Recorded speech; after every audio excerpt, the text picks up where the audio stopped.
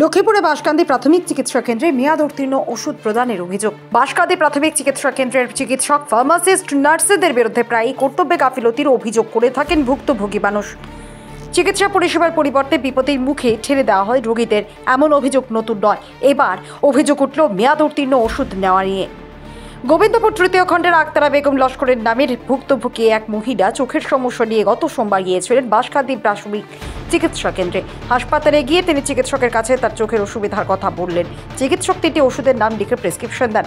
Prescription নিয়ে আক্তারা বেগম হাসপাতালে থাকা ফার্মাসিস্টের কাছে যান ওষুধ সংগ্রহ করতে।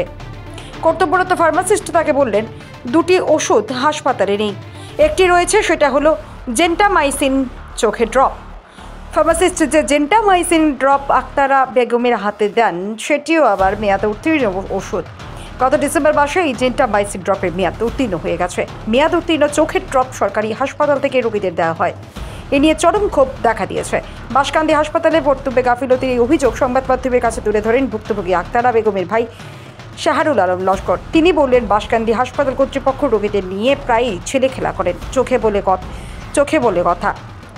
মেয়াদ উত্তীর্ণ ওষুধ ব্যবহার করলে যে কত যে ক্ষতি হবে, এর দায়ভার নেবে কে? এ নিয়ে তদন্ত দাবি করে বিহিত ব্যবস্থা গ্রহণের জন্য জেলা আয়ুক্তের দৃষ্টি আকর্ষণ করেছেন শাহরুল আলম লস্কর। পূর্বেও এভাবে অনেক অভিযোগ পাওয়া যায় বাঁশকান্দি সরকারি হাসপাতালের বিরুদ্ধে।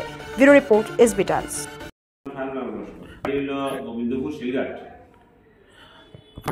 ঘটনাটা হয়েছিল গত 8 তারিখ সোমবার আমার ছোট বোন গেছিল বাঁশকান্দি প্রাইমারি হেলথ সেন্টার।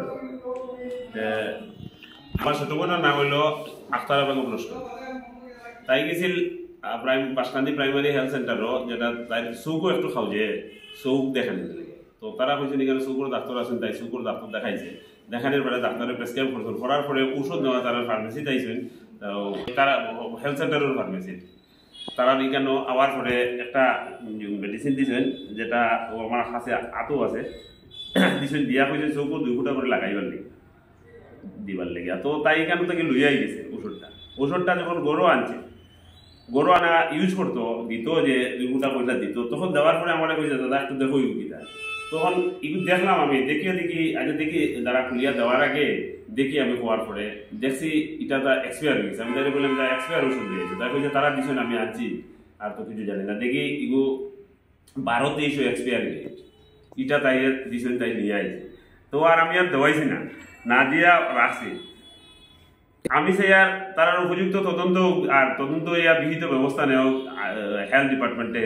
তো তা আমি সে আর আমার এখন তো হেলথ ডিপার্টমেন্টের মন্ত্রী হইলে আমার মাননীয় মুখ্যমন্ত্রী হিমন্ত বিশ্ব শর্মাজি, আমি তার কাছে অনুরোধ করি আর যাতে এরকম আমরা গরিব মানুষ আমরা এরকম ঔষধ দেওয়া না হয়, যাতে এক্সপায়ার 7 মাস, এখন 7 মাস হয়ে আছে অলরেডি এক্সপায়ার।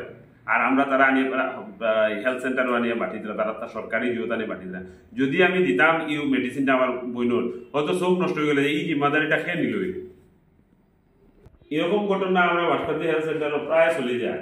নেগলিজেন্সি গেলে ডাক্তার হয়ে যায় না, কোনটা কম্পাউন্ডার হয়ে যায় না, এরকম ঔষধ এক্সপায়ারি দেওয়া হয়, অহরহ চলে যায়। আজকে আমার লগে আমার ছোট বোনের লগে হইলো, আজকে আমি চাক্ষুষ প্রমাণ আমি আপনাদের